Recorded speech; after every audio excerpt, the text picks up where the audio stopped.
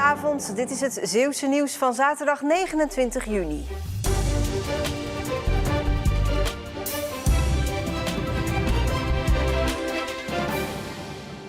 Het is over, het is voorbij. De Breda-bus rijdt niet meer. De snelle verbinding tussen Zeeuws-Vlaanderen en Breda wordt opgeheven. Er komt een nieuwe eindhalte en dat is Rozendaal. Jammer, vinden heel veel mensen, waaronder studenten en inwoners van Zeeuws-Vlaanderen. Ik weet van 1953 is die hier gaan rijden. De kinderen zijn gaan studeren als ze 18 waren naar Amsterdam en naar Leiden en Eindhoven. En die hebben altijd de bus genomen. Dat was heel gemakkelijk. Ja, want nu verdwijnt hij, hè? Dit is de laatste dag. Ja, dus, we zijn in de rouw. We moesten eigenlijk de zwarte vlaguitgangen hebben. Maar ze doen maar tegenwoordig, kijken ze niet meer naar de mensen. De seintjes.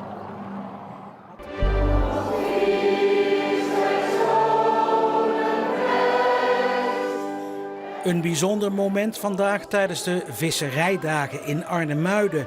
Voor de viering van 450 jaar stadsrechten kwamen zoveel mogelijk inwoners in Dracht naar de kerk.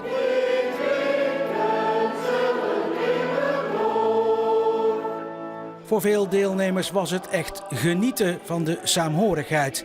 En ja, soms zelfs emotioneel. Dat was het zeker. Het was heel ontroerend om zo samen te zingen met jong en oud, ook kerkelijk en niet kerkelijk. Het was echt ontroerend gewoon. Kippenvel. Kippenvel hadden wij, echt waar.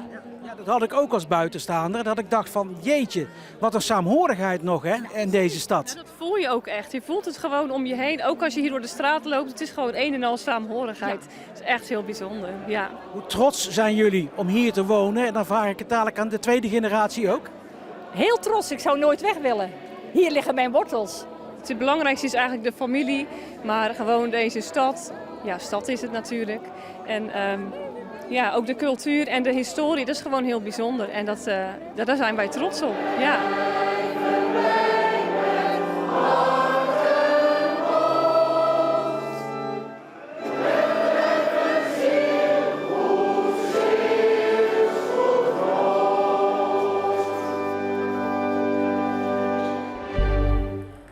Vier tafeltennisverenigingen vieren hun 50-jarig jubileum.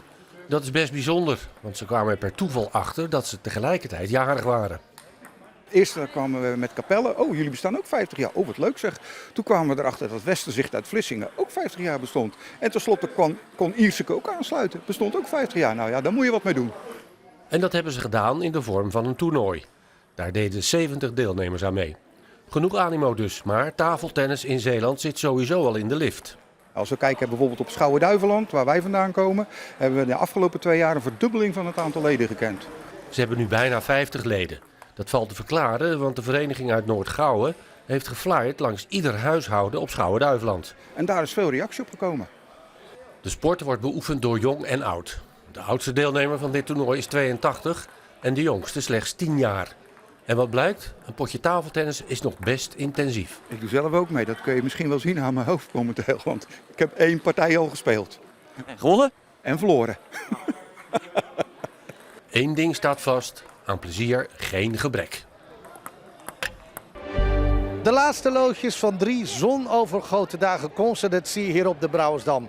Het waren mooie zonnige dagen met ideaal festivalweer.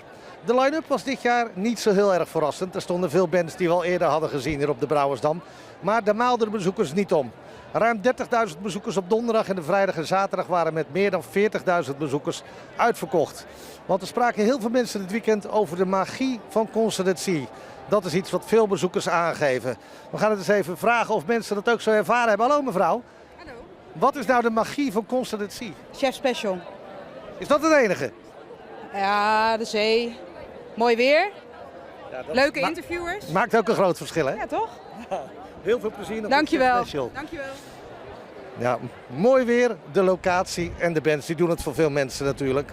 Vanavond nog vooral Zeeuwse bands, Raccoon en als traditionele afsluiter Bluff weer op het hoofdpodium. Om het einde te markeren van Concerted 2024. We hadden een prachtige dag met slechts wat sluierbewolking en rond het middaguur ook wat stapelwolken. De wind die was zeer zwak, hier ook goed te zien aan het strakke wateroppervlak van het Veerse Meer. Vanavond neemt de bewolking nog verder toe en is er in de zuidoostelijke helft van de provincie kans op een regenbui. Het koelt af naar zo'n 15 tot 17 graden en de wind die waait matig uit het noorden.